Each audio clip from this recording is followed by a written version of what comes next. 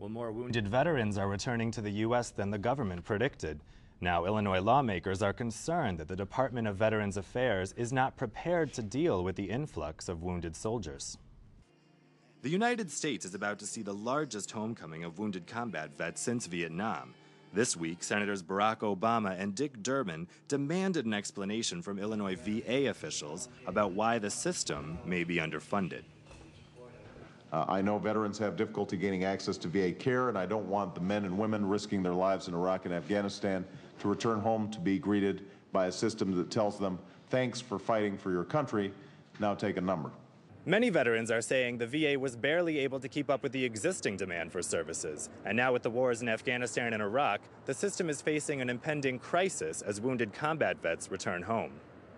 The senators were particularly concerned about the large number of combat vets expected to return with post-traumatic stress disorder, or PTSD. Some of the best and brightest in Illinois and America who come back with no visible scars, but have invisible scars from some of the things that they have seen and done and witnessed and gone through.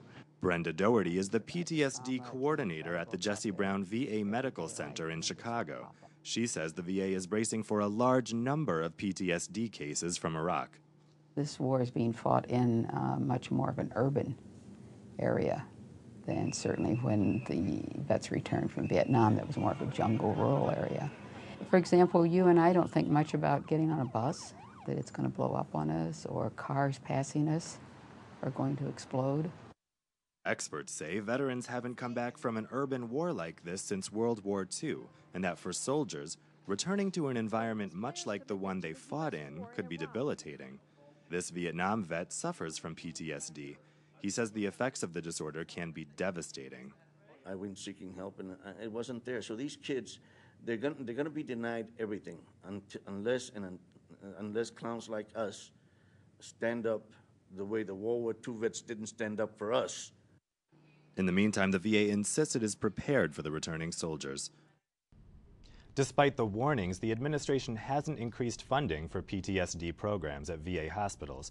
Senator Obama said he will keep holding hearings until he feels the VA is prepared for the returning vets.